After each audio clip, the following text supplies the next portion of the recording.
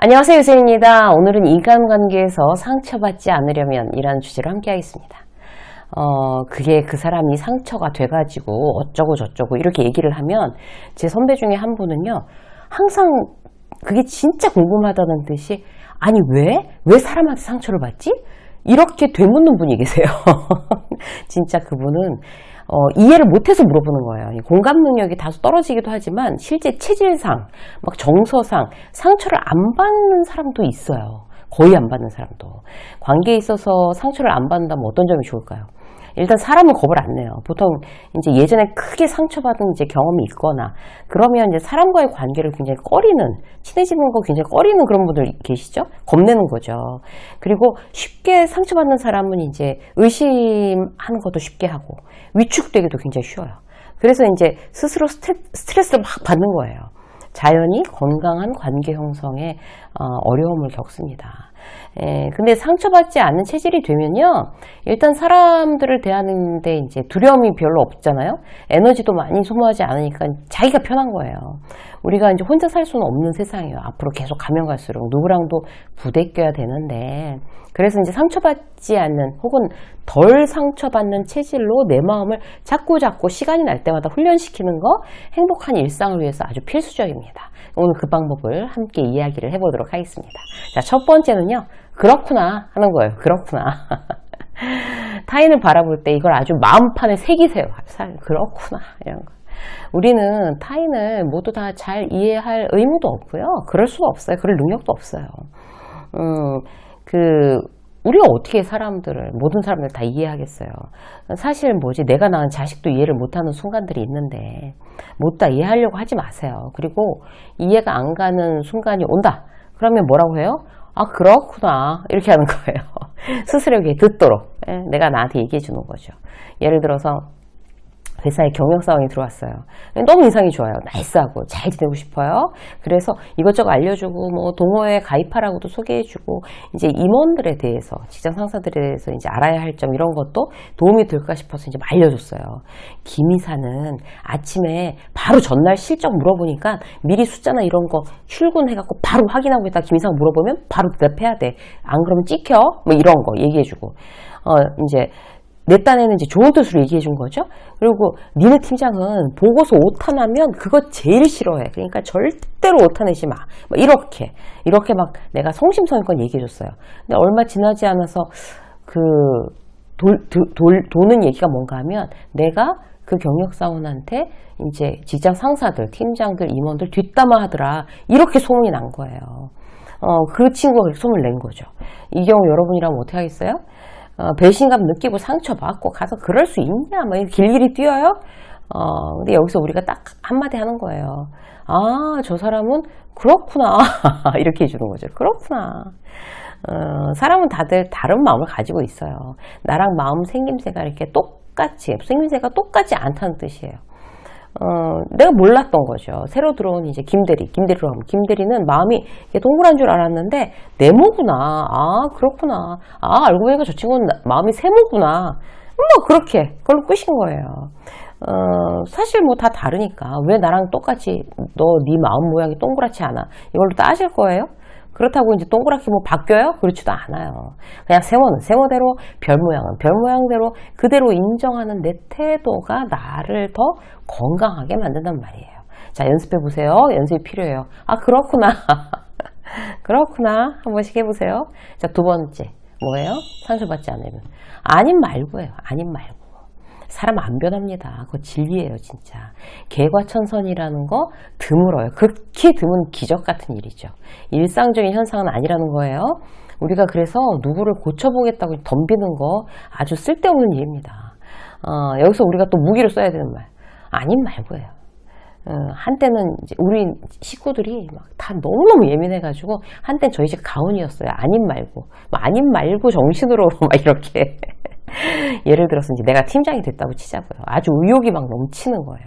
처음 조직을 관리하는 사람이 됐으니까.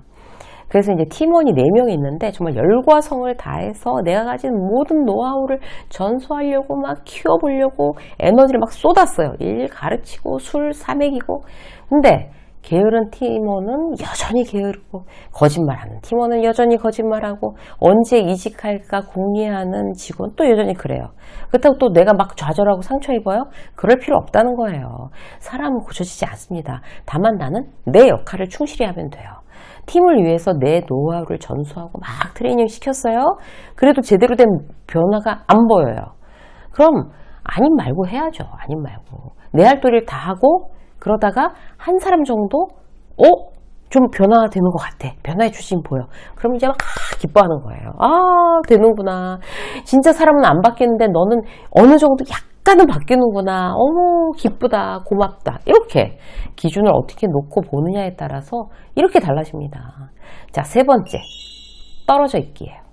어떻게? 건강하게 떨어져 있기. 저희 이제 아들은 이제 그 사회생활을 시작하고 나서 집에서 독립했어요. 회사 근처에 가서 살아요. 그러고 나니까 집에 한 달에 한 번도 안 와요. 그렇다고 그렇게 먼 거리도 아니에요. 차 타고 한 1시간이면 오는데 한 달에 한 번도 안 와요. 근데 처음에 이제 애를 이렇게 내놓고, 그러니까 너무 불안한 거예요. 매일 못 보니까 맨날 다녔습니다 하고 들어오고, 뭐 다녀오겠습니다 그러고 나가야 되는데, 뭐 매일 못 보니까 불안하더라고요. 먹는 건 잘 먹는지, 잠자리는 어떤지, 얘가 편도선도 이렇게 커가지고 자주 붓는데, 괜찮을까, 뭐 이런 거. 근데 제가 또 시간이 없잖아요. 막 제 친구들처럼 막 반찬 바리바리 싸가지고 막 가볼 시간도 없는 거예요. 사실 뭐 반찬 같은 거 잘 만들지도 못하지만. 그래서 와라. 집에 와서 집밥 먹어라. 막 그냥 잔소리 하면서 뭐 집에 온다 그래도 뭐 저는 특별히 뭐 반찬 같은 거를 뭐 이렇게 뭐 만들 줄은 몰라요. 그냥 고기를 사다 굽는 거죠. 고기를 사다가. 그래도 그게 어디예요, 그죠? 금방한 밥에다가 고기 구워주고 막 집에 있는 김장김치 뭐 이런 거랑 된장찌개 이런 거 먹으면 되는 거잖아요, 그죠? 처음엔 전화하고 잔소리하다가 제가 이제 너무 바빠지니까 제 쪽에서 전화도 잔소리도 이제 안 하기 시작했어요. 그러니까 이제는 아들이 이제 전화를 해서 잔소리를 하는 거예요. 그러니까 엄마가 전화를 하다가 너무 안 하니까 왜 엄마 요새 전화 안 하지? 무슨 일 있나? 그리고 아들이 전화해가지고 제가 너무 바쁘고 막 이러니까 또 아들이 거꾸로 잔소리해요. 도대체 챙기란 말이야. 엄마가 지금 나이가 몇인데 뭐 이래가면서 그래서 제가 어떤 잔소리나 압박이나 귀찮게 안 하니까 오히려 사이가 더 좋아졌어요. 저는 아들한테 상처 입는 일 별로 없어요. 서운한 일도 없어요. 친구들은 근데 막 자식들 따라다니다가 자식들한테 막 서운해하고 막 상처 입고 막 이래요. 떨어져 있어야 서운하지 않습니다. 이게 인간관계 기본 공식이에요. 부모 자식도 그런데 남은 오죽하겠어요. 남은 적당한 거리라는 말을 하잖아요. 그죠? 얼만큼 떨어져야 적당한 거리일까? 사람마다 사실 이 부분의 기준이 다른 게 문제가 될 수 있습니다. 예를 들어서 회사에서도 이제 내 딴에는 이제 친하다고 생각했는데 속마음도 말 안 하고 아주 예의 바르게만 이렇게 다 이렇게 굴면 서운할 수 있잖아요. 그죠? 나는 좀 더 가까이 있는 게 적당한 거리라고 생각해요. 근데 그 후배는 내 생각보다는 더 멀리 있는 거를 적당한 거리라고 생각하는 것 같아요. 누가 맞는 걸까요, 여러분?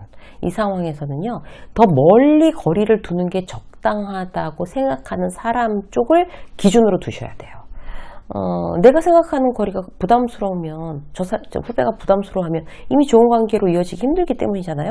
아, 후배는 내 생각보다 좀 더 거리를 두는 것이 부담스럽지 않구나. 쿨하게 인정. 이렇게 하는 센스가 굉장히 중요한 거죠. 그렇게 되면 꼬치꼬치 캐묻지 않게 돼요. 상대가 원하지 않으니까. 야, 얼굴이 왜 그래? 무슨 일이 있지? 말해봐. 왜 말 안 해? 이러면서 막 이제 다그치는 거 선 넘는 거예요. 그런 사람한테 뭐 또 다른 얘기 백 같은 거 사면 그런 거 사지 말고 돈 아껴 써라 뭐 이런 얘기하고 월급에 몇 프로 너 저금하고 있냐? 나중에 허무하다 저금 안 하면 뭐 이래가면서 그 가방 얼마짜리냐? 막 이러면서 선 넘는 거죠, 완전히. 그 유튜브에서 이제 유튜브 채널 중에 왜 재테크를 컨텐츠로 하는 분들 계시잖아요. 그분들은 아주 신랄하게 얘기를 하더라고요. 지금 차 사고 젊은 사람 30대들 차 사고 할부 내고 이자 내고 그거 끝날 때쯤 그 중고차 팔아서 또 그 돈으로 다른 차 선수금 내고 또 할부하고 이렇게 쳇바퀴로는 절대 돈 못 모은다. 그러면 인생 정말 큰일 난다. 이렇게 얘기하는 건 유튜버들한테 맡기세요.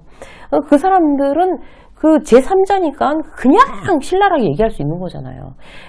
거기다 맡기고 그런 채널 같은 거 보라고 얘기만 해주면 되는 거고, 나는 그런 얘기를 그렇게 하면 어떻게 되는 거예요? 선 넘는 거예요. 적당한 거리감이 없어서 그런 거죠. 인간관계에 있어서 아주 중요한 요소가 되겠습니다. 여러분들은 누구와 정말 친하게 지내고 싶은데 혹시나 지금 선을 넘고 계시지 않는지 다시 한번 이렇게 관계를 한번 점검해보는 그런 유익한 시간이 되셨길 바랍니다. 유쌤의 직장성 여기까지 하겠습니다. 고맙습니다.